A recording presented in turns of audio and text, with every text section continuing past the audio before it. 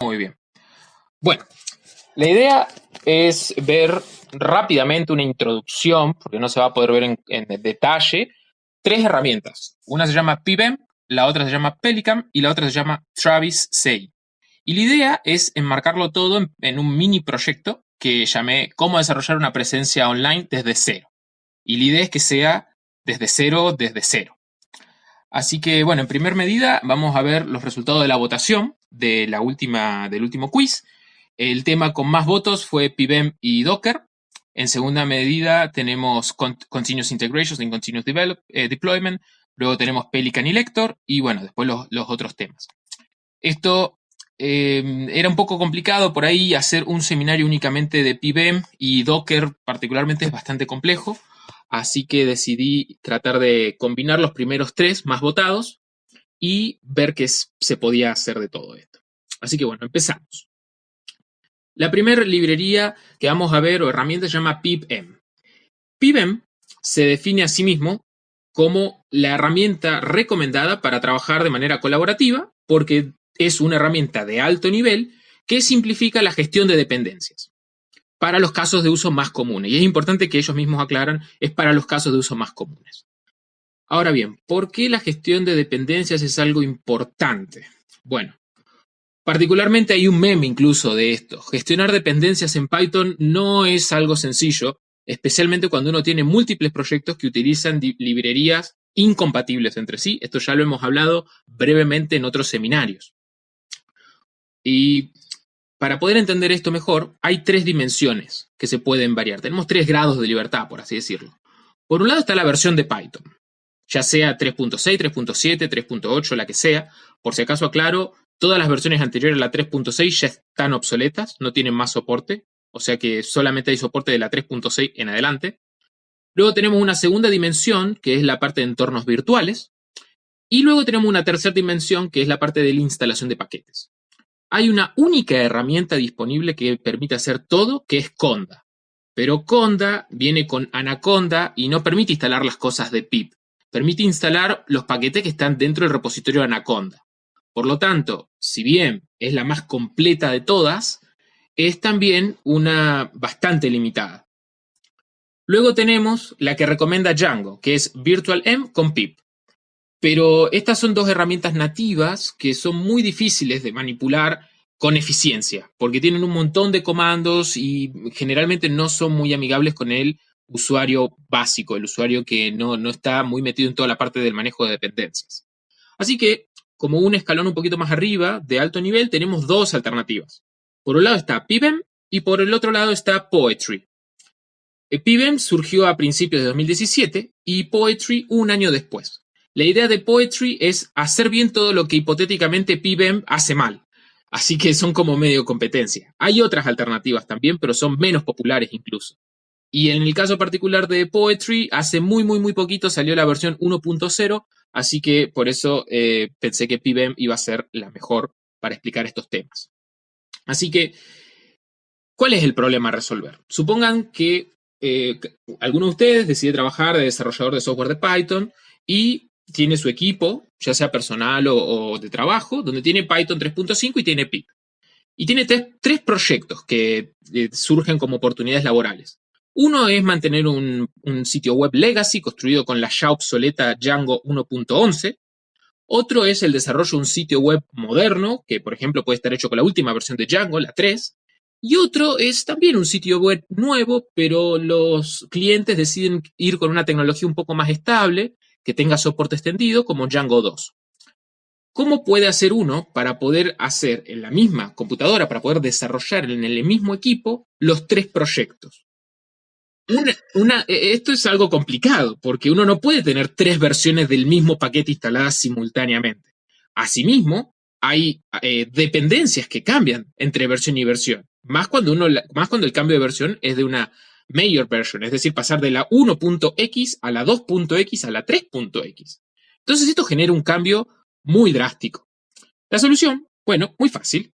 Creamos un entorno virtual que viene a ser como una especie de contenedor, una especie de encapsulamiento para cada uno de nuestros proyectos. Y de esa manera podemos tener todas las librerías que querramos e incluso una versión de Python dedicada para ese proyecto, completamente aislada de todo lo demás. Y eso, en teoría, resolvería el problema que teníamos. Pero eso introduce un segundo problema. Cada entorno virtual tiene una copia de Python y de todos los paquetes que nosotros instalemos ahí.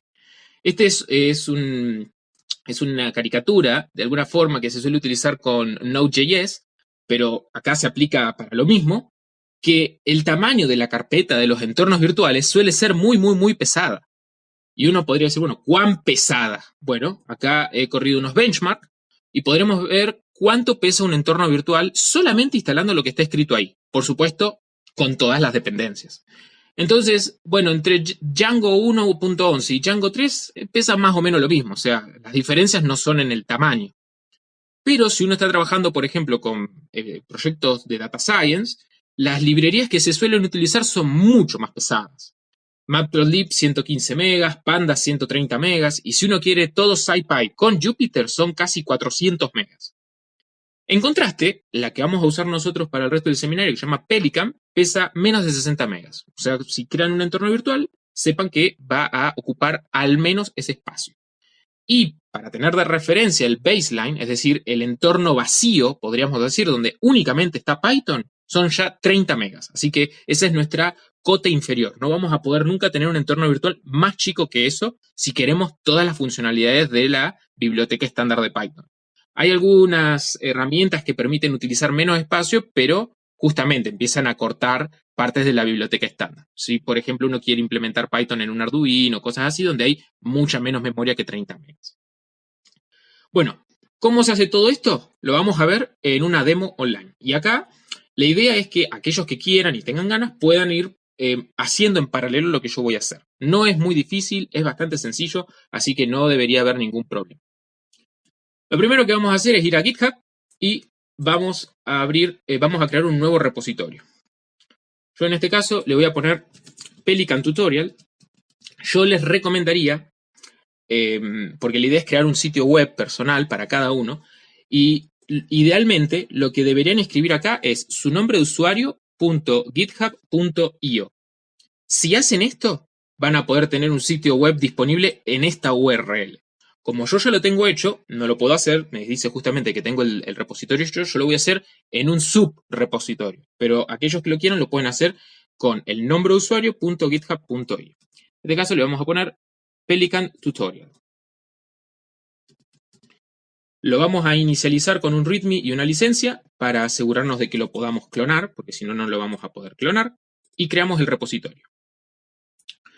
En este repositorio vamos a tener dos branches, uno donde va a estar todo el código y otro donde va a estar el sitio, los archivos del sitio. Así que vamos a crear un segundo branch que se llame online.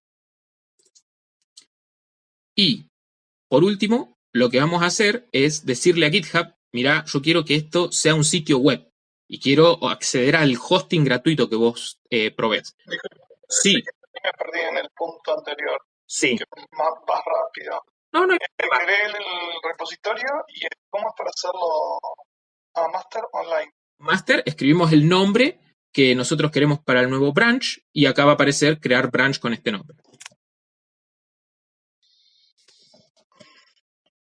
Puede ser online o puede ser cualquier branch. Después vamos a usar este nombre, no hay problema. Luego vamos a Settings.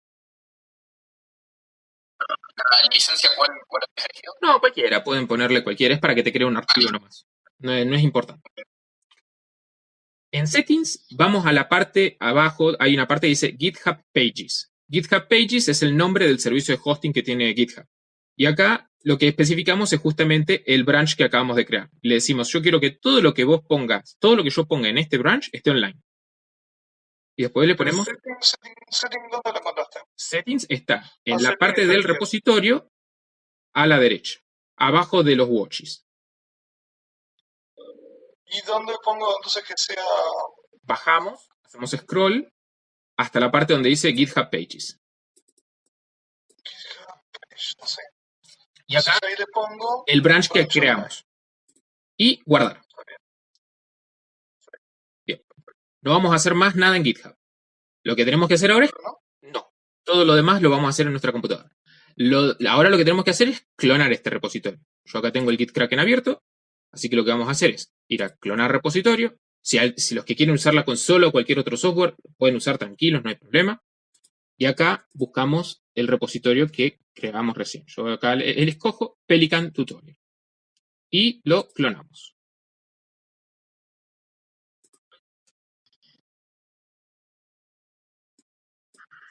No puedo sacar ahí está. Muy bien. Le digo que lo quiero abrir. Y con esto ya tenemos el repositorio acá clonado y lo tenemos abierto. No vamos a hacer por ahora más nada en Git Kraken. Abren el editor de código con el que estén acostumbrados a trabajar. Yo en mi caso voy a usar el Visual Studio Code. Y abrimos el repositorio que acabamos de clonar. En este caso, Pelican Tutorial.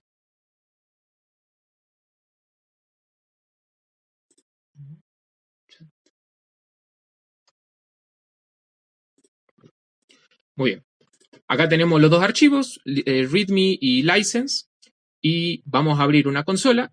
Y entonces acá lo primero que deberíamos hacer es instalar justamente pipm. Yo lo tengo instalado, pero le muestro el comando pip install pipm.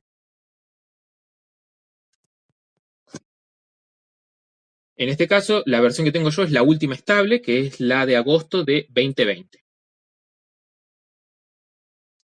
Una vez que tenemos instalado... Sí. Una consulta. Si estás usando Python 3.6 para arriba, ¿por qué no usas PIP 3? Porque en Windows no hay diferencia entre pip y pip3, porque ese es un problema que existía antes en distribuciones Ubuntu anteriores a la 18.4, donde vos tenías pip y pip3 porque el sistema tenía Python 2 y Python 3. Pero si vos tenés una única versión de Python, hay un solo pip, no hay pip y pip3. Claro, si yo tengo instalado en mi computadora Python 2 y Python 3, mejor.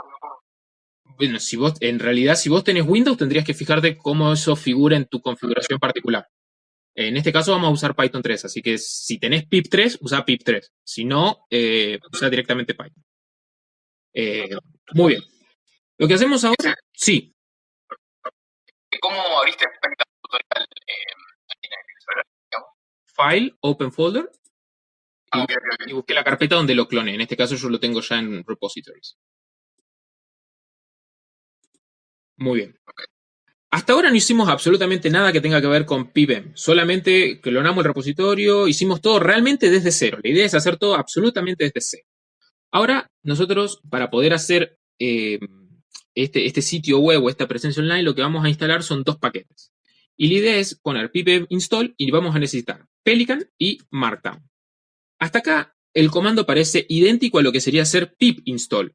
Pero la diferencia es que cuando nosotros apretemos Enter e instalemos esto, pipm lo que va a hacer es crear un entorno virtual que va a estar asociado a este directorio, a esta carpeta. Entonces, cada vez que nosotros hagamos algo, se va a ejecutar dentro de ese encapsulamiento que vimos en la diapositiva. En este caso, acá podemos ver, creando entorno virtual con Python 3.7. pipm no nos permite utilizar distintas versiones de Python, hay que usar otra librería adicional si necesitáramos eso, pero por el momento no creo que haga falta, porque manejar distintas versiones de Python es más que nada cuando uno desarrolla una librería que tiene que ser multiplataforma y con retrocompatibilidad. Entonces acá lo que va a hacer es generar primero el entorno virtual, va a copiar todo el intérprete completo en este entorno virtual y dentro de ese entorno virtual va a instalar estas dos librerías que le dijimos, Pelican y Markdown. Como nosotros no explicitamos en ningún momento qué versión queremos de cada una, va a instalar la última posible que no tenga incompatibilidades mutuas, digamos, entre ellas. Ahora, mientras esto se crea, esto puede demorar unos segundos. Si uno acá... Sí. No, díganme. O sea, lo que hace es crear el entorno virtual con VirtualEnv. Sí. O sea, como que está ayudando a implementar VirtualEnv.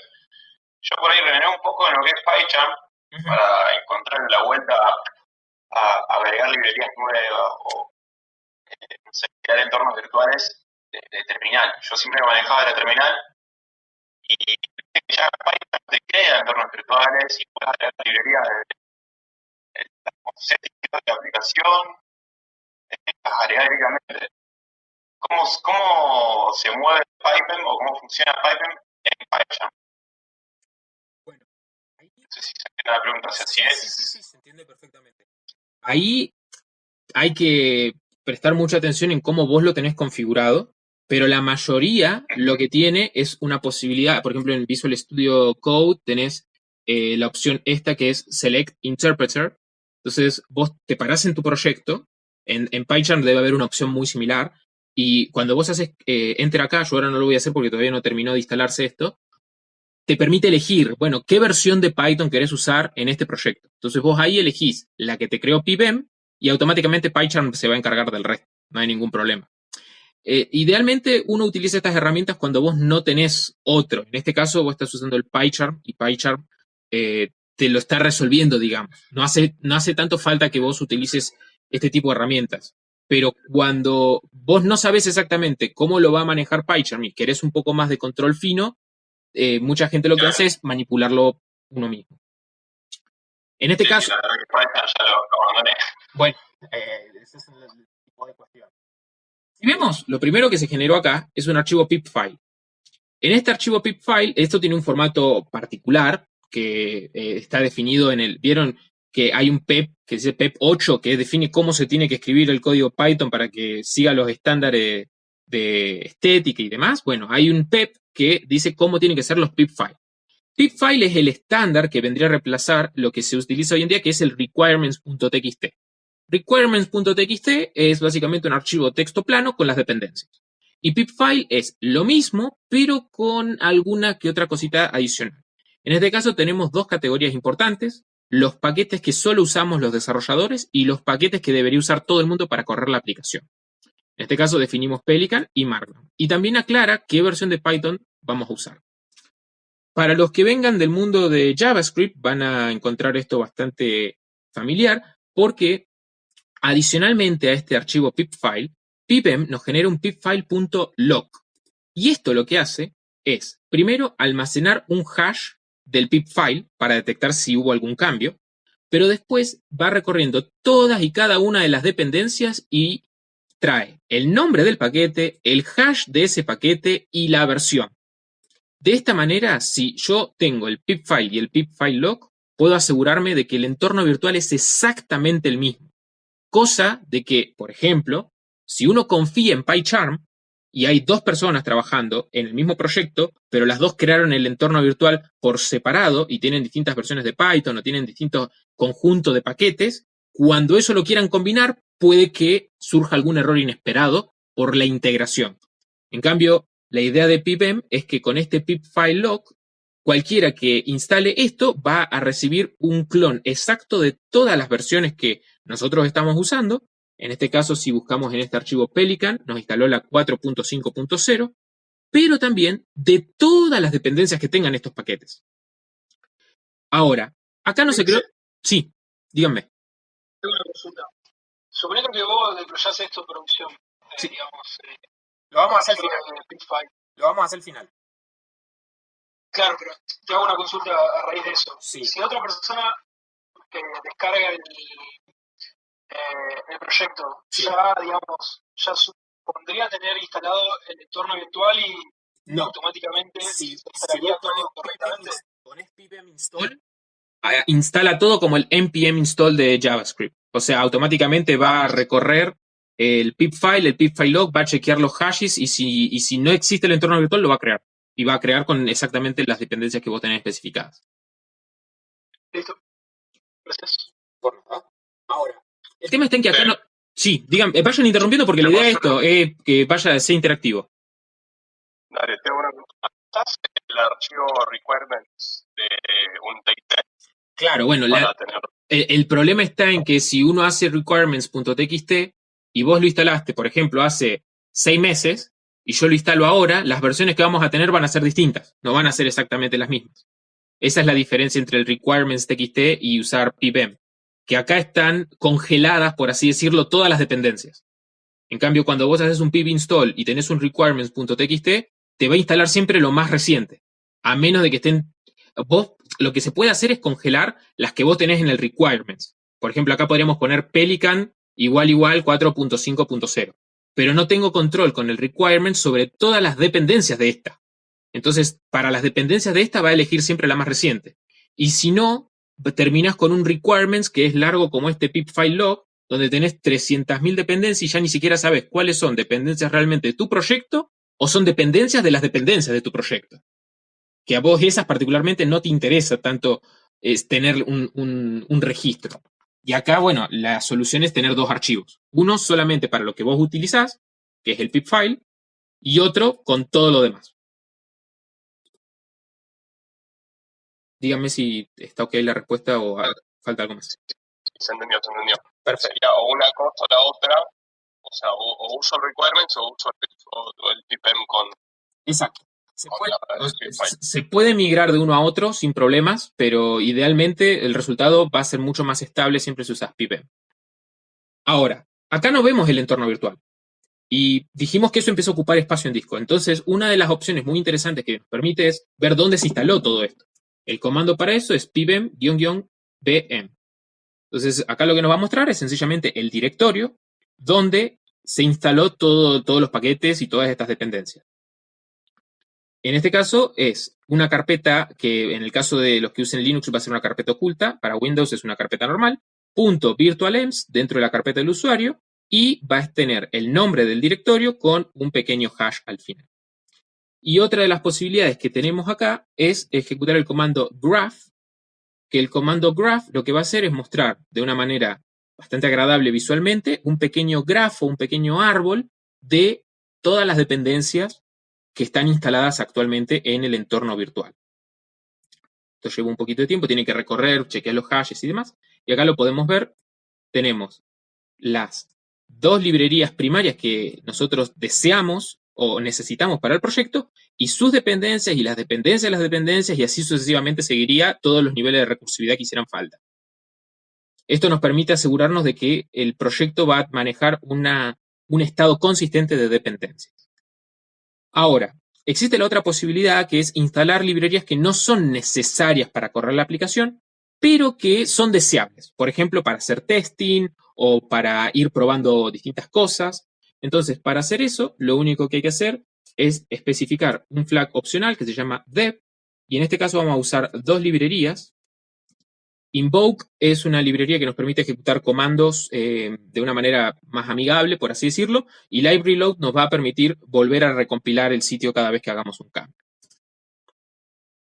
Y con esto lo que vamos a ver es que ya no se va a crear un entorno virtual nuevo, sino que va a detectar automáticamente, vos estás en esta carpeta, ya hay un entorno virtual creado para esta carpeta, así que vamos a instalar estas dos, pero no las va a poner en la parte de packages, sino que las va a poner en la parte de dev packages. Que la diferencia es que cuando alguien haga pibem install, no se van a instalar todas las que estén acá, porque se asumen de que solamente son necesarias para aquellos que quieran desarrollar en la aplicación, no solamente usarla. Esa es únicamente la diferencia. Acá vemos que se agrega el invoke con un asterisco porque no nos da igual la versión y también se va a agregar el live reload. Esto es todo lo que podemos abarcar de pibem y lo que pienso que es práctico abarcar. Ya después el resto es más o menos lo mismo. Uno generalmente no modifica el pip file log y uno acá si quisiera podría explicitar versiones determinadas con un igual o un mayor igual o incluso explicitando con comas mayor que esto, menor que esto. Pero bueno, eso ya depende de cada proyecto en particular. Dejamos esto ejecutando, volvemos a la presentación. Sí. Digamos, ponerle de vuelta el cosas. Sí, cómo no. Los dev packages, o sea, el Invoke y el Live Reload, son propios del entorno virtual, digamos, y los packages son los propios del Python. Sobre el que se dice el entorno virtual, ¿puede ser? ¿O me estoy equivocando? No. Todos son paquetes de Python que descargamos desde el repositorio de pip. La diferencia está en que yo lo que estoy diciendo es Invoke y Live Reload los necesito yo como desarrollador de este proyecto. Pero no los necesitas vos como usuario para correr la aplicación. Por ejemplo, acá pondríamos la librería de testing. Si tenés una librería de testing, este archivo se puede editar manualmente, podríamos poner PyTest y lo ponemos acá. El usuario que usa la aplicación no necesita correr los tests. Los tests los necesito correr yo porque soy el desarrollador. Entonces lo explicito acá para que cuando alguien instale mi aplicación no tenga que instalar un montón de otras cosas que son necesarias para el desarrollo, pero no son necesarias para el uso. Esa es un poco la diferencia de mantener las dos cosas separadas. volvemos a la presentación. Cambiamos de tema ahora. Eso es todo lo que vamos a ver de PyBem, por lo menos, en este seminario. Ahora vamos a Pelican. Pelican es un generador de sitio web estático. Y es importante entender esto. Particularmente, funciona con Python. Hay muchos generadores de sitio web estático que funcionan con muchos lenguajes. Pero Pelican es el más popular. Hay 4 que se suelen utilizar con Python: Pelican, Nicola, Lector y Cactus. Pelican es el que más estrellas tiene en GitHub, el que más forks tiene en GitHub, y el hecho de que, ok, tenemos 10 minutos, no hay problema, el hecho de que tenga muchas estrellas y pocos issues nos dice que es sumamente activo, porque tiene muchos forks, muchas estrellas y pocos issues, es decir, mucha gente que está haciendo cosas, pocos problemas. Las otras alternativas también son interesantes. Las diferencias entre uno y otro son las licencias con las que se pueden utilizar, son el sistema de plantillas que tiene y también el lenguaje de programación que utilizan. En este caso, bueno, todos son estos funcionan todos con Python. Ahora bien, ¿qué es un generador de sitio web estático? El generador de sitio web estático funciona de la siguiente manera. Tiene 2 entradas y tiene una salida. Las 2 entradas son, por un lado, el contenido, que generalmente está en un formato amigable para usuarios no técnicos, por ejemplo, Markdown, o por ejemplo, Restructured Text, o, en un caso de un usuario un poquito más técnico, un Jupyter Notebook. Y por otro lado, tiene un archivo que es una plantilla, que la plantilla puede estar en multitud de formatos, y eso ya depende del generador de sitio web estático particular. Puede ser React, Angular, Vue, Pug, Jinja, Mac, o puede ser HTML, digamos, vanilla, pero la idea es que el generador de sitio web estático lo que va a hacer es recorrer el contenido en los formatos de texto plano, vincularlo con la plantilla y generar una serie de archivos estáticos. Es decir, no va a haber base de datos, no va a haber servidor de Flask o de API o de lo que sea, son solamente archivos estáticos HTML, CSS y JavaScript. Uno podría decir, bueno, ¿y por qué yo querría alguna vez en mi vida usar un generador de sitio web estático si puedo usar algo dinámico? Bueno, acá tenemos una pequeña comparación entre los dos, y la idea básica es que con un generador de sitio web estático yo sirvo los archivos directamente. Es decir, viene una request de parte del usuario, llega al web server y se buscan esos archivos y automáticamente se devuelven. En cambio, con un sitio web dinámico se hace una request. Si el archivo que se pide es estático, se devuelve directamente, pero si no, como por ejemplo puede ser la lista de archivos, la lista de artículos en un blog que tiene paginación o demás, se tiene que invocar ese comando dentro de la aplicación, se ejecuta el script asociado, se hace la query a la base de datos, se busca el archivo del modelo, se busca el archivo de la vista, se combina todo y se devuelve el archivo generado dinámicamente. Existe la posibilidad, muchas veces, aunque no siempre, de incorporar mecanismos de caché en el medio para ahorrar tiempo, pero generalmente todo este proceso se hace. Entonces, una de las ventajas principales es que no tiene las mismas vulnerabilidades de seguridad, porque no hay seguridad, no hay login, no hay nada. Uno pide una página y se la devuelve automáticamente. No, y particularmente con la velocidad es muchísimo más rápido, porque no hay que ejecutar ninguna query, no hay que hacer absolutamente nada, es directamente devolver un archivo. Ahora, vamos a ver, en el tiempito que nos queda nos alcanza suficiente para ver una pequeña demo. Exactamente. Sí, es un HTML estático, pero ahora vamos a ver por qué esto puede llegar a ser útil. Una pregunta corta, es si se puede tomar como server-side rendering a lo que es Pelican. Sí, pero no, porque en realidad vos en el server-side rendering es como que vos tenés distintas instancias y eso, vos tenés un backend que genera el render. Acá no tenés backend. O sea, acá vos lo podés hostear en cualquier lado y no tenés un backend que renderiza y entrega una vista. Acá vos tenés ya las vistas listas y terminadas. La diferencia sustancial, como ya que mencionaste server-side rendering, la diferencia sustancial que hay entre utilizar, por ejemplo, Pelican y utilizar un framework frontend que también funciona con archivos estáticos, es decir, si uno hace una aplicación con Vue, React o Angular, los archivos de salida de la build son estáticos también. Pero la diferencia está en que la posibilidad de ser indexados por buscadores es mucho más complicada. Por eso surgió el tema del server-side rendering. Acá es como que tenés lo mejor de los dos lados. Y hay algunos generadores de sitios web estáticos que te dejan usar, por ejemplo, React. Entonces ahí es como que combinás las mejoras de uno y del otro. Y acá no hay API. O sea, hasta ahora en ningún momento hay API ni va a haber API, a pesar de que podrían incorporarse algunos elementos de eso. Si les parece, podemos, no sé exactamente, yo no veo el temporizador, cuánto tiempo tenemos ahora. Te quedan 5 minutos, pero dale. Muy bien, tenemos 5 minutos, alcanza perfecto para lo que les quiero mostrar. Bien, vamos a ejecutar ahora un comando, pero no lo vamos a ejecutar a nivel global. Vamos a ejecutarlo dentro del entorno virtual que acabamos de crear. Para hacer eso, no hay que activar el entorno virtual o luego desactivar el entorno virtual. Con estar parado en la carpeta y escribir pybem run, todo lo que pongamos a continuación se va a ejecutar dentro del entorno virtual. Entonces, en este caso, lo que vamos a ejecutar es un comando que se llama Pelican Quick Start. Esto automáticamente va a generar todos los archivos que hacen falta en este generador de sitio web estático particular y nos va a hacer una serie de preguntas. Yo ahora les voy a guiar cómo hay que responderlas. Es muy sencillo. ¿Cuál es el título del sitio? En este caso, Pelican Tutorial. Pueden poner el título que ustedes quieran.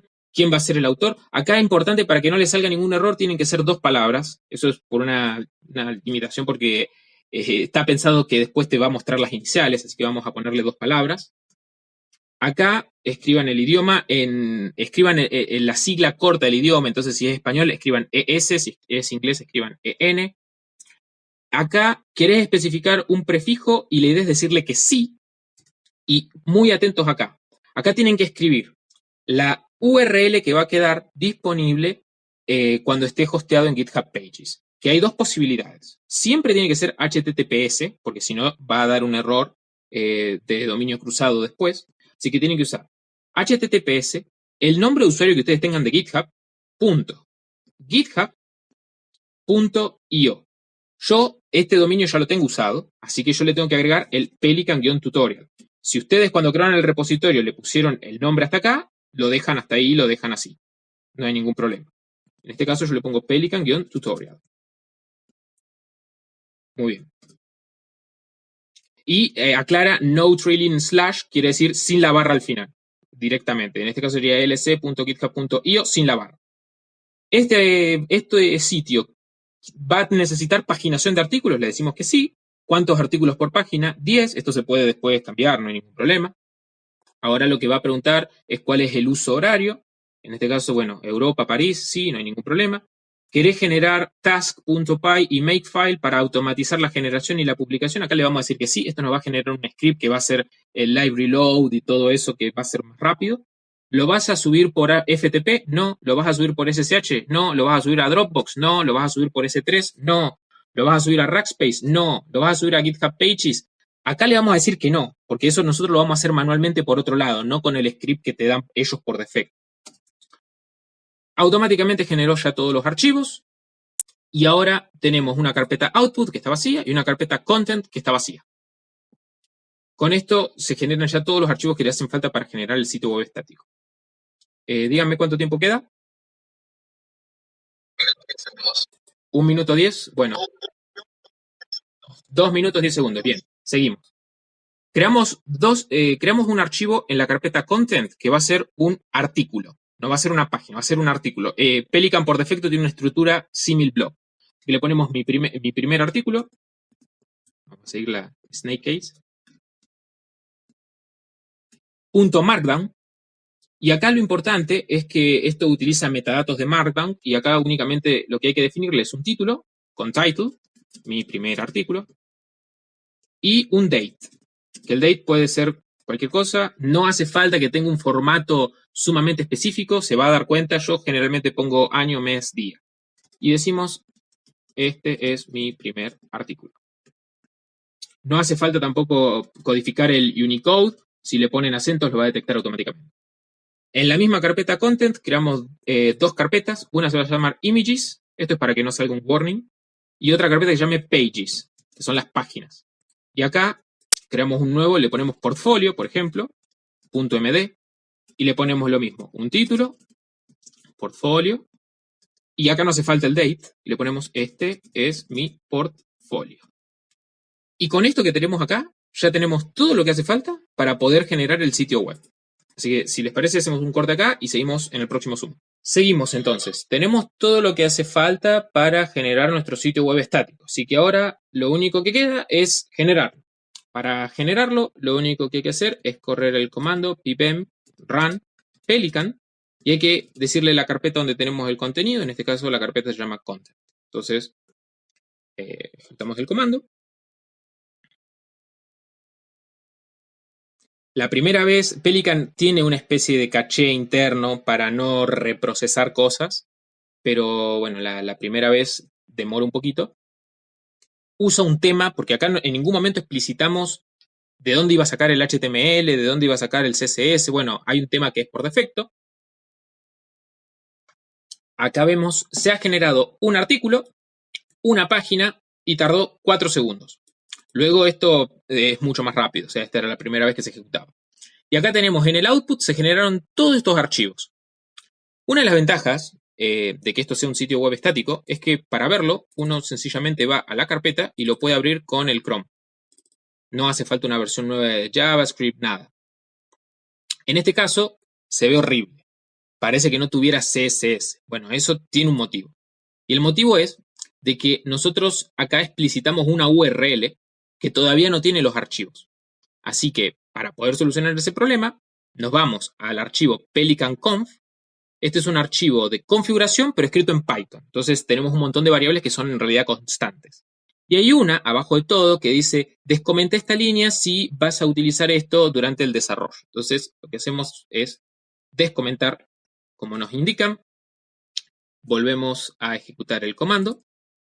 Vamos a ver si tarda lo mismo. En este caso también mi computadora está corriendo el Zoom, está corriendo el OBS, está corriendo varias cosas simultáneamente, así que puede demorar un poco, pero nunca va a tardar más de 10 segundos, por lo menos en mi experiencia. Y ahora, que esto termine, vamos a dejarlo acá al costado.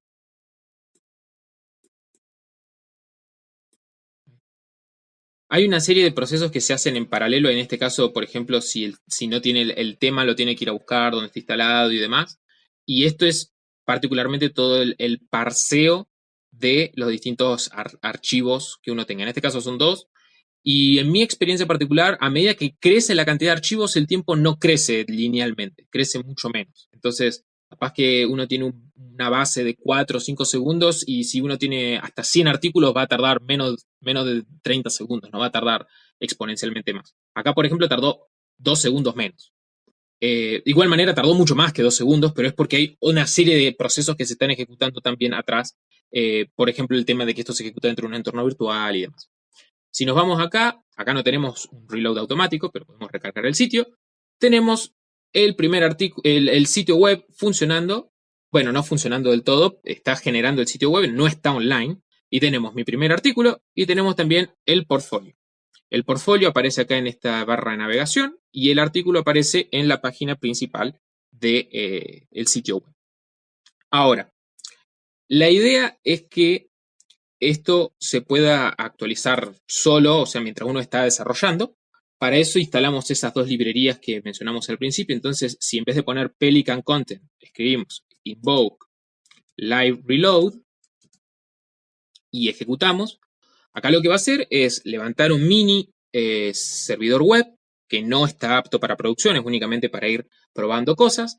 Y cuando uno modifique algo en alguno de los Markdown, va a detectar ese cambio, va a ejecutar automáticamente toda la compilación y va a mostrar los cambios.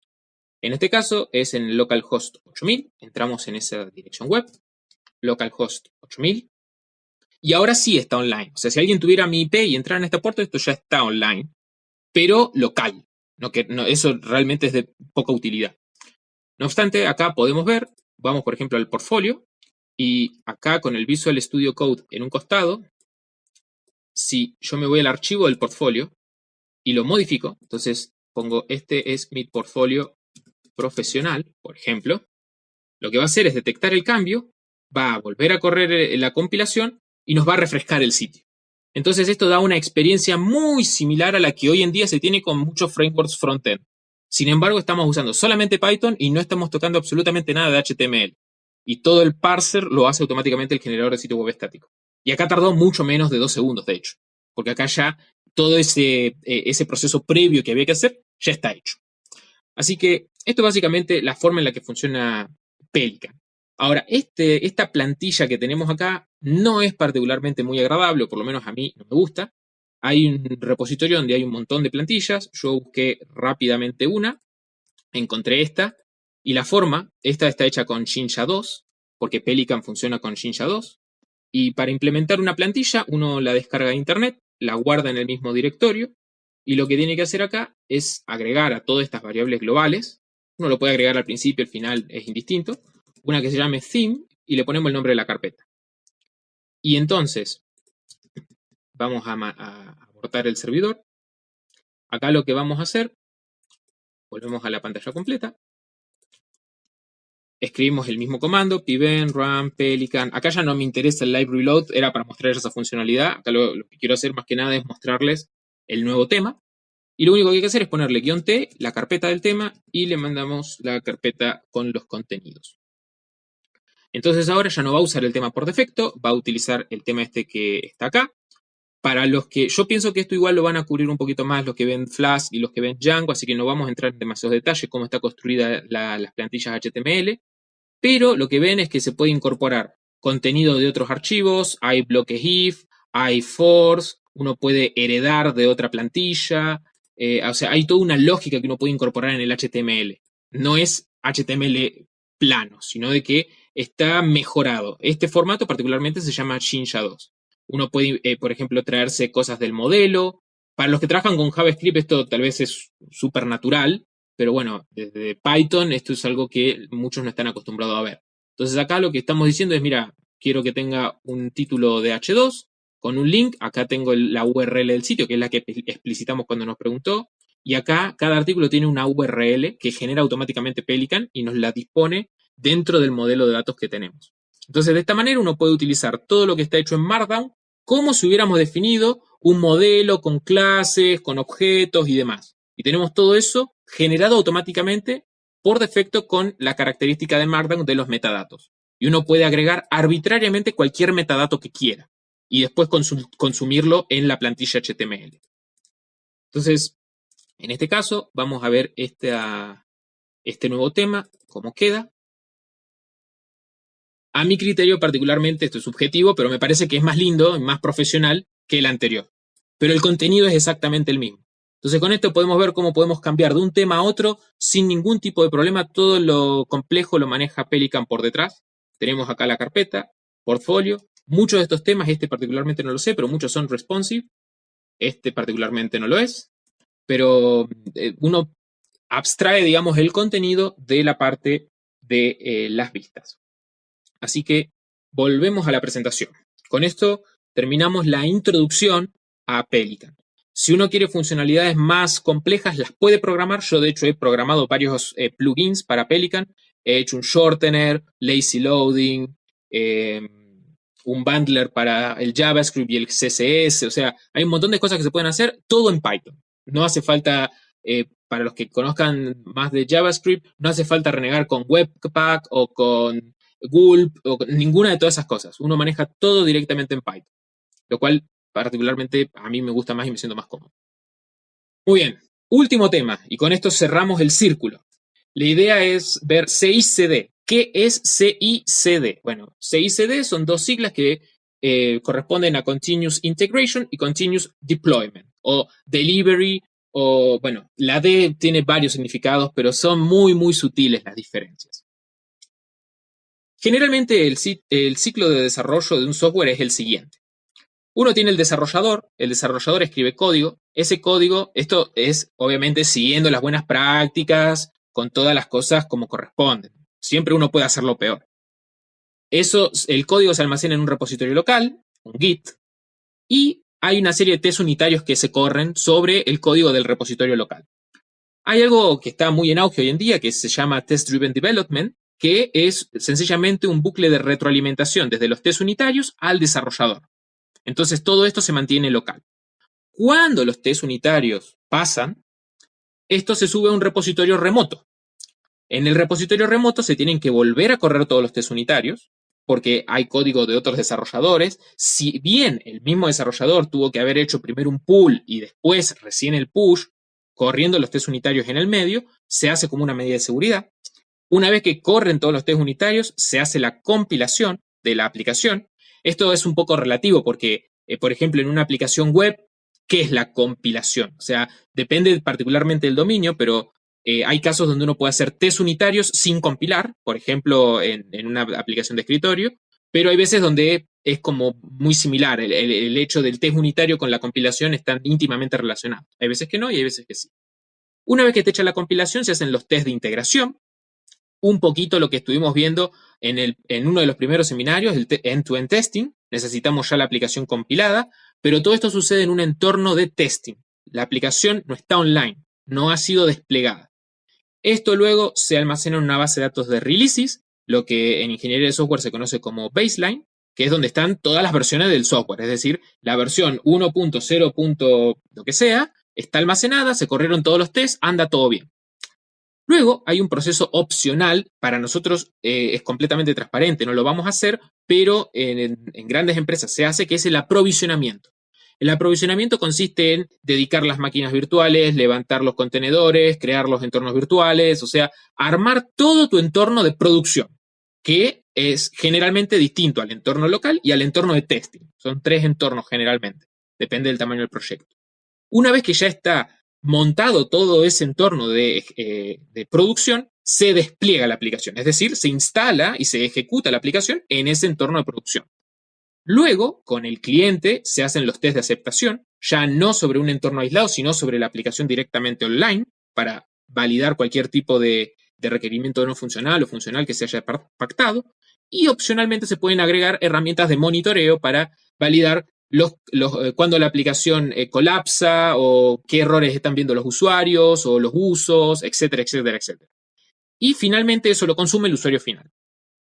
Este es el proceso más completo y por supuesto que se pueden agregar un montón de pasos intermedios, pero básicamente para tener una idea, la primera parte es lo que nosotros conocemos como desarrollo local y cada uno de estos pasos se puede hacer manualmente. Pero cuando uno habla de continuous integration, quiere decir que todo esto que está acá en el segundo renglón se hace de manera automática. Es decir, el desarrollador hace un push y todo esto se hace solo. Y el continuous deployment es que todo esto de acá se hace automáticamente. Entonces, la idea de continuous integration y continuous deployment es que el desarrollador trabaja en su computadora, hace un push y todo esto se hace solo. No tiene que hacer más nada. Desde que la persona hizo push hasta que está online, pasa una cierta cantidad de tiempo, pero todos los pasos intermedios se hicieron de manera total y completamente automatizada. Y eso es lo que vamos a hacer nosotros ahora con nuestro sitio web. Así que un poco la idea de eso era instalar Travis. Ahora, ¿cómo funcionan estas herramientas? ¿Y qué herramientas hay? ¿Y cuánto hay que pagar? Porque alguien tiene que pagar por el procesamiento este. Bueno, de hecho hay un montón de herramientas gratuitas que hacen todo esto si nuestro proyecto es open source. Es decir, si está hosteado en GitHub y es público, tenés todos estos servicios gratis, básicamente. Hay varias opciones. Está la de JetBrains, que son los creadores de PyCharm, que se llama TeamCity. Está la recién incorporada GitHub Actions, que se implementó hace poquito. Azure Pipelines, Circles AI, Travis AI. De todas, la que yo particularmente considero más fácil y más intuitiva y que lo vamos a poder utilizar sin mayores inconvenientes es Travis, porque está íntimamente ligado con GitHub y lo podemos usar out of the box, es decir, sin ningún problema, automáticamente detecta todo y anda. Yo estuve indagando en GitHub Actions porque para no salir del entorno de GitHub, pero para manejar GitHub Actions con soltura y con comodidad hace falta saber Docker. Entonces, para aquellos que no sepan Docker, me parecía que era una carga cognitiva muy grande meter otro tema más solamente para esto. Así que con Travis no hace falta saber Docker y podemos usar todo lo que vivimos viendo hasta ahora. Ahora, ¿cómo? Perdón, GitLab. Sí. GitHub Actions. No, GitLab, pregunto por GitLab. No lo metemos en la mente. No, GitLab CICD tiene también una herramienta. Pasa que como no estamos usando GitLab en la materia, no lo incluí acá, pero sí. Lo que pasa es que para usar esa herramienta sí o sí tenés que tener todo hosteado en GitLab. Sí. Así que, sí, hay muchas más. De hecho, acá en el link de abajo tienen, creo que hay como 10 o 15. O sea, no son estas, pero estas son las más conocidas. ¿Cómo funcionan estas herramientas? Bueno, tenemos todo el proceso de antes, no entraba todo en una sola slide. El repositorio remoto se vincula, que es lo que yo les pedí que hicieran antes del seminario, se vincula con un servicio de CICD. este servicio de CICD tiene un archivo de configuración y una vez que se escucha, o queda a la escucha de un evento, que puede ser un push, un pull request o el evento que uno quiera configurar, se ejecuta todos los pasos que vimos en la etapa anterior y que están definidos en el archivo de configuración en una nube privada. Es decir, ellos levantarán sus propios servidores, sus propias máquinas virtuales, corren todo el código que vos especificaste y hay básicamente dos salidas. Por un lado, unos logs, donde uno puede ver todo lo que se ejecutó, cuánto tiempo llevó, qué comandos se ejecutaron y demás. Y por otro lado, la aplicación ya desplegada. Y de esta manera funciona básicamente la mayoría de las herramientas. Con algunas modificaciones, el formato del archivo de configuración es distinto, a veces es de Docker, a veces es algo específico del servicio, o sea, depende, pero la estructura en líneas generales es la misma. Así que, última demo del seminario, donde vamos a implementar esto. Para implementar esto, lo que tenemos que hacer es ir a nuestro repositorio y crear un archivo especial que va a ser reconocido por Travis. En este caso, el archivo se llama .travis.yml. Si no es exactamente escrito así, no lo va a reconocer. .travis.yml. Y este es el archivo de configuración que estaba en la slide. Yo acá tengo una plantilla que la vamos a ir recorriendo línea por línea, pero para hacer más rápido, la copiamos y la pegamos. Que la plantilla dice lo siguiente. Este es un formato especial que se llama YAML, que es un superset de JSON. Es decir, todo JSON es válido acá, pero hay algunas características adicionales que solamente existen acá. Entonces, acá lo que especificamos, yo les voy a dar tiempo para que lo escriban, tranquilos, no hay problema, y después esto al final podemos volverlo a ver, no hay drama. Explicitamos el sistema operativo. El sistema operativo es Linux. Explicitamos el lenguaje que vamos a usar, porque a priori el servicio nunca no sabe qué lenguaje vamos a usar, no lo detecta automáticamente. Le decimos que vamos a usar Python. Especificamos qué distribución de Ubuntu queremos usar. Le decimos que queremos usar la versión Xenial. ¿Qué versión de Python? La 3.7. Y en la mayoría de los servicios de Continuous Integration y Continuous Deployment tenemos tres instancias. La primera, uno instala todo lo que hace falta instalar. En una segunda, uno compila o ejecuta todo lo que hace falta ejecutar. Y en una tercera, uno despliega. Eso en vocabulario de Travis es install, script y deploy. En install, uno tiene que imaginar que acá tiene un Ubuntu recién instalado, un fresh install de Ubuntu. Entonces, bueno, hay que instalar pybem, porque nosotros todo el proyecto lo configuramos con pybem, y acá ejecutamos el comando pybem install. ¿Para qué? Porque como esto va a estar relacionado con nuestro repositorio, acá está el pipfile y el pipfile.log, va a instalar todo lo que nos haga falta. Y no estamos usando nada fuera de Python, así que con que estas dos cosas estén, ya está. No hace falta más nada de la instalación. Para la compilación, bueno, vamos a usar el script y le decimos pybmrun, el comando que ya vimos antes, pelican, -s para que use este archivo de configuración, que es el archivo que ya tiene la URL nueva. Yo, en este caso particular, si ustedes usaron el nombre de usuario de GitHub, acá en Relative URLs no, tienen que ponerle false, pero si hacen como yo y tienen un repositorio aparte, tienen que ponerle true, porque si no, no va a funcionar. Esto es porque en JavaScript o en HTML, si ustedes tienen barra, por ejemplo, base.js, esto lo va a buscar en la raíz del dominio. Y la raíz del dominio estaría acá. Pero como yo quiero que todo sea relativo al final de esto, le tengo que decir usame URLs relativas. Si yo le pongo false y adentro del código hay un barra base.js, lo va a buscar en esta dirección base.js. Entonces eso va a romper, porque ese archivo ahí no existe. Así que yo particularmente le tengo que poner en true. Si ustedes usaron directamente esto, tienen que tenerlo en false. Esa es una de las pocas consideraciones que tienen que tener. Y el resto de lo que ven acá es borrar el archivo, importar algunas configuraciones, nada demasiado complicado. Le decimos que queremos usar el tema que instalé, en este caso el minimal XI se llama, y la carpeta contenido. Después para el deploy tenemos distintos proveedores de deploy, es decir, uno puede hostearlo en Heroku o puede hostearlo en un montón de herramientas, pero no es relevante. En este caso vamos a usar GitHub Pages, por eso a Pelican le dijimos que no, porque lo vamos a hacer nosotros acá. La estrategia va a ser por Git. El repositorio, acá, esta no se llama Pelican Seminar, se llama Pelican Tutorial. Acá tienen que poner su nombre de usuario de GitHub y el nombre del repositorio. En este caso es Pelican Tutorial para mí. El nombre del branch donde ustedes quieren que se guarde el sitio ya compilado. El nombre del directorio donde ustedes exportan el sitio cuando lo compilan. En este caso es el directorio por defecto. Eso se puede cambiar. Acá hay que explicitar un token, porque Travis por defecto no tiene permiso para acceder a todos nuestros repositorios, hacer commits y demás. Pero por ahora no lo vamos a especificar. Este edge true es para que use la versión última de la API de Travis. Y le decimos, haz el deploy únicamente cuando yo te hago un push en el branch master. Es decir, si yo tengo 3 o 4 branch, se va a ejecutar todo lo de arriba, en todos los branch, pero el deploy solamente en el master.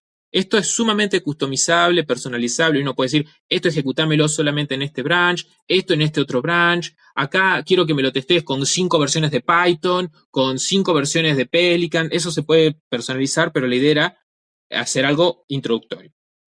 Una vez que tenemos el archivo ya puesto en el repositorio, nos vamos a nuestra interfaz de Git, creamos un commit, pero antes de crear el commit, hay que decirle que ignore el archivo de donde se generó todo, porque eso no lo queremos subir, no nos interesa subirlo. En el caso de los que estén usando GitKraken, se hace clic derecho, Ignore All Files, Ignore and Stop Tracking. Lo que va a hacer es generar un git ignore. Los que no tengan GitKraken o lo quieran hacer a mano, es un archivo de texto que se llama .gitignore y hay que agregar el directorio que queremos ignorar. En este caso es el output. Todo lo demás está bien. El tema sí hay que subirlo.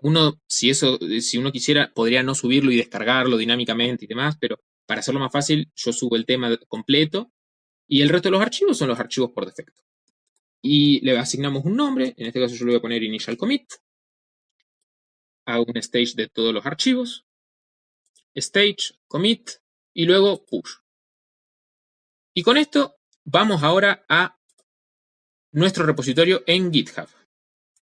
Y vamos a ver de que hay un agregado para aquellos que hayan vinculado la cuenta. ¿Qué es lo que va a suceder? Acá va a aparecer el nuevo commit y va a aparecer este circulito amarillo. Si le hacemos un clic, nos va a decir algunos chequeos todavía no se han realizado. Tenés un trabajo de Travis que está corriendo por detrás.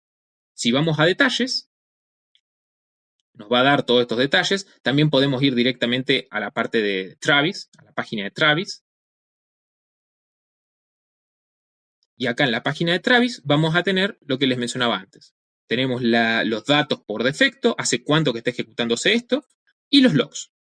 Acá Travis ya creó una máquina virtual, la creó de hecho con Docker, creó una máquina virtual, ahora está se fija la versión que está instalada de Python, se fija la versión que está instalada de pip, instala el pipem, instala todas las dependencias que tenemos nosotros, ya corrió el sitio, lo corrió y compiló en 0,14 segundos, instala las dependencias para hacer el deploy y explota. ¿Por qué? Porque dice que no puede convertir de nil a string y porque nosotros le dijimos que acá tenía que usar algo que se llamaba GitHub Token y nunca se lo especificamos. Para poder hacer eso, hay que ir a la página de GitHub y tenemos que decirle a Travis, bueno, sí, no lo vas a poder hacer el deploy. Pudiste hacer la compilación del sitio, no hubo ningún problema hasta ahí. Y fíjense que todo eso ocurrió en menos de 37 segundos. O sea, creó la máquina virtual, instaló todas las dependencias, compiló el sitio e intentó hacer el deploy en menos de 40 segundos desde que yo hice el commit, desde que yo hice el push. Bueno, vamos a darle el token. El token acá está ocultado, o sea, yo podría pegar el token acá, pero como ya hemos visto en otros seminarios, no es ideal que el token quede expuesto.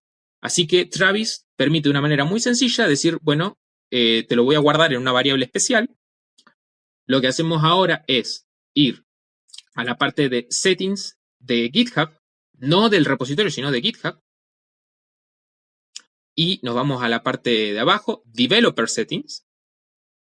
Repito, Settings, Developer Settings. Y acá elegimos Personal Access Tokens. Creamos un nuevo token. Y acá, esto es un nombre de referencia, no tiene ninguna relevancia, así que yo le pongo cualquier cosa, Pelican Tutorial Travis.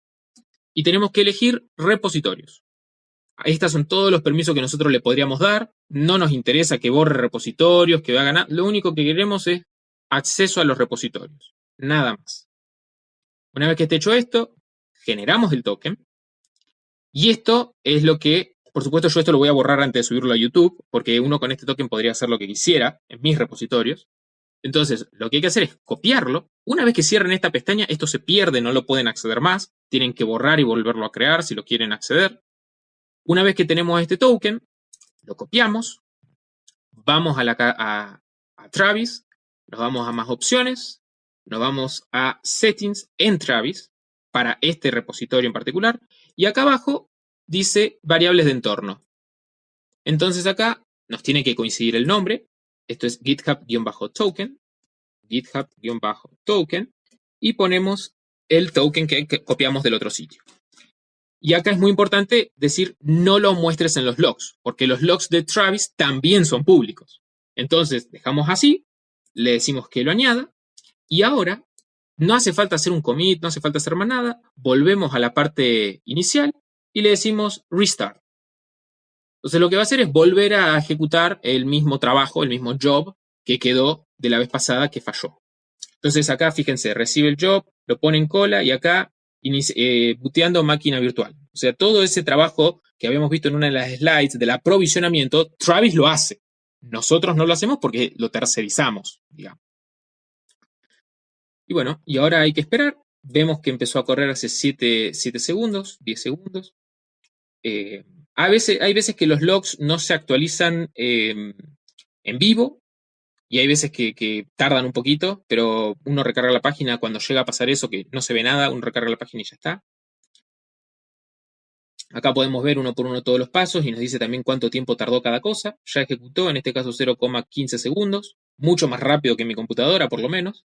Instala las dependencias para hacer el deploy, se autentica, corre el deploy, hace todo y done. Tu deploy está hecho. Si yo vuelvo ahora al Git Kraken y hago un fetch, el branch online tiene un commit que yo no creé y dice deploy ELC Pelican tutorial on GitHub Este es el deploy que hizo Travis con el personal access token, el token que yo le di para que se pueda autenticar. Y si nosotros vamos ahora a la URL lc.github.io/pelican-tutorial, tenemos el sitio online. Y esto lo puede chequear cualquiera. Ya está definitivamente online.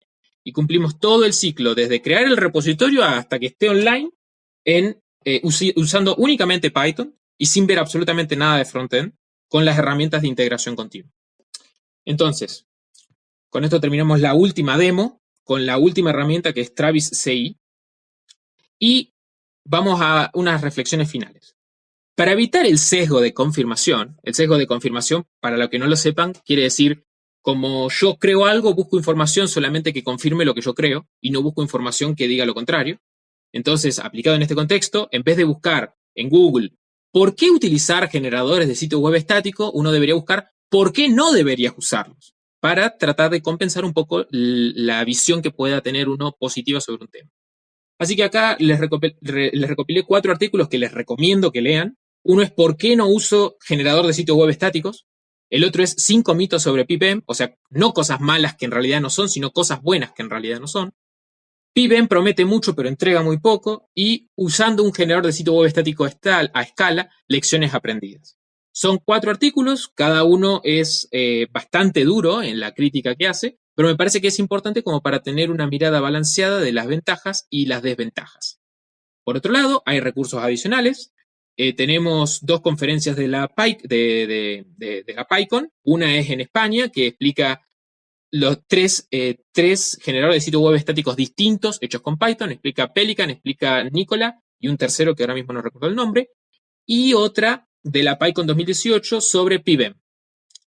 Y una de las cuestiones que por ahí algunos se estará preguntando, estos son archivos estáticos HTML. ¿Cómo hago un formulario? ¿Cómo hago un sistema de comentarios? ¿Cómo hago un sistema de pagos? Bueno, hay un montón de servicios gratuitos que se pueden anexar a un sitio web estático y que básicamente es tercerizar toda esa parte que sí o sí tiene que ser dinámica. Y eso está en este link de GitHub, Awesome Static Website Services, y entonces acá pueden obtener formularios, e-commerce, comentarios, todo ese tipo de cosas que son inherentemente dinámicas y que no se pueden hacer estáticas, en un sitio web estático. Yo, por ejemplo, en el mío tengo un sistema de comentarios al final por Disqus, que si ustedes han visto, muchos sitios usan Disqus, entonces es algo que se suele utilizar bastante. Y bueno, con esto termina la eterna presentación. Muchas gracias a todos.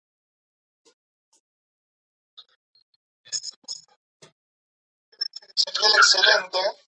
Muy bueno ese, muy bueno. Así que bueno, no sé si quieren, no sé cuánto tiempo resta, pero en lo que resta, si alguno tiene alguna duda o algún problema o quiso seguirlo y se trabó en algo, lo podemos ver. Ojalá demasiado. El tema de meter tokers en todo esto. Sería más yendo a la parte del Travis YAM. ¿Cómo sería, por ejemplo? Acá, en el caso de que vos quieras usar Travis con Dockers, lo que tenés que buscar es en Travis. De hecho, GitHub Actions funciona con Docker. Vamos a mostrar ese ejemplo también con GitHub Actions. No voy a explicar qué es exactamente Docker, porque sí, ahí ya sería irnos muy por la tangente, pero... Yo lo tengo que explicar de manera más sencilla, no sé qué van a equivaler. Bueno, acá la idea es que vos definís services Docker y le explicitas tu imagen acá, de tu Docker Hub. Y bueno, podés explicitar comandos específicos o correr directamente una imagen que tengas hosteada. Es posible también. O sea, con Travis no hay problema porque Travis en realidad internamente funciona con Docker. Y en el caso... Los servicios con No. Dockerfile y el servicio con el Dockerfile. Sí. Sí, no manejas ni Kubernetes ni Docker Compose vos manualmente, porque esto está pensado para hacer la parte de Continuous Integration. Si vos necesitas montar un clúster de Kubernetes, lo que tendrías que usar acá al final es un Ansible que te levante las instancias en tu servidor de producción y vincularlo con Travis. Pero Travis no te va a hacer, a menos que vos tengas una forma de exponer públicamente tu servicio de producción. Pero si no, sí, lo puedes hacer de otra manera, pero se puede hacer. Pero necesitas otro servicio que te haga el aprovisionamiento. El aprovisionamiento en tu producción. Acá nuestro aprovisionamiento es básicamente GitHub Pages, que es un servicio de hosting gratuito online. No tenemos aprovisionamiento, pero si vos tenés aprovisionamiento lo tenés que manejar. Conviene más irse a GitHub Page. A GitHub Action, decís vos. Action por Action, sí. Es lo mismo. No vas a tener grandes diferencias. En mi trabajo usamos Docker y Travis. Y Docker lo usamos para desarrollo local y sí, Travis sería todo Travis y otras testing más para el deployment.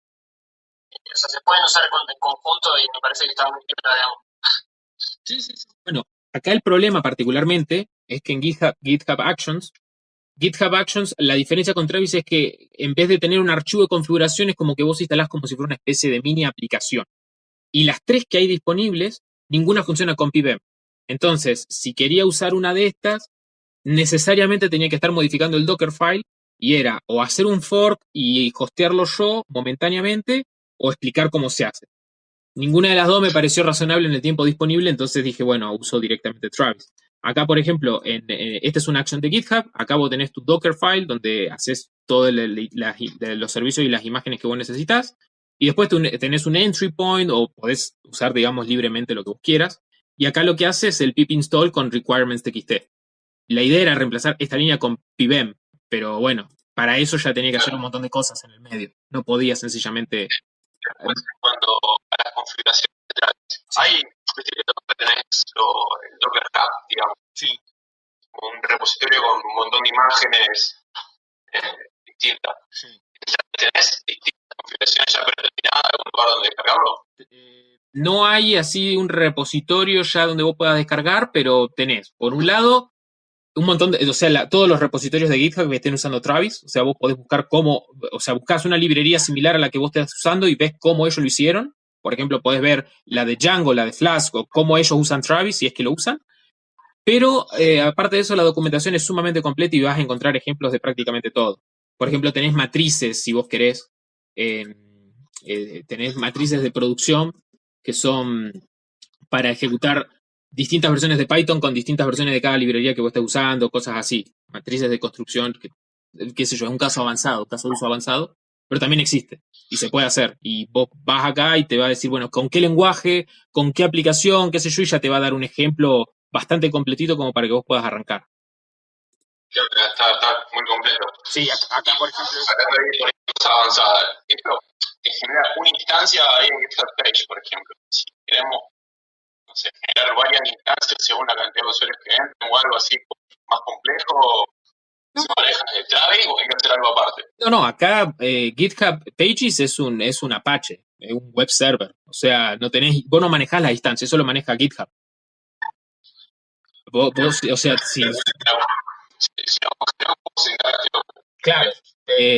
O sea, eso lo podrías, si querés, configurar en Travis, pero no lo ejecuta Travis. Travis ejecuta el archivo de configuración que vos tenés, hace, digamos, la compilación, hace toda la configuración y después eso muere. No está pensado para que sea ongoing, no es que eso te va a mantener después las instancias vivas y demás. No. A lo sumo podría ser el trigger en tu servidor de producción para un unicorn o para lo que sea multiinstancia, o tu Docker Compose, te lo ejecutás vos desde Travis con un SSH o lo que vos quieras, pero Travis no te lo mantiene vivo. Vos tenés que buscar la manera de que en tu lado eso se mantenga vivo. Bueno, no sé si queda alguna otra pregunta. Esto que me preguntó él no va a entrar en el quiz. Quédense tranquilos, no, porque alguno va a preguntar después. No sé si hay alguna pregunta de los pasos intermedios. Yo por si acaso les dejo acá el archivo de Travis, lo voy a mandar también al WhatsApp. Pero bueno, es bastante sencillo. No, esto es como lo más sencillo que pude encontrar. Y un poco la idea del seminario era que vean cómo con lo que se aprende en la materia y alguna que otra cosita adicional que podamos llegar a meter, ya uno podría tener directamente un sitio web personal, sin mayores inconvenientes. Y en este caso sin saber frontend, que muchas veces la excusa es, no, pero no quiero aprender HTML y qué sé yo. Bueno, acá está bien, te quedarás con una plantilla, elegí la que vos quieras, pero podés tenerlo funcionando. Yo de hecho lo tengo funcionando y me han llegado varias propuestas de distintos proyectos por el sitio web nomás. Bueno, muy bueno, Ezequiel, la verdad que impecable. Muchas gracias. Ahora habría que... ¿Alguna duda más? ¿O pasamos al quiz?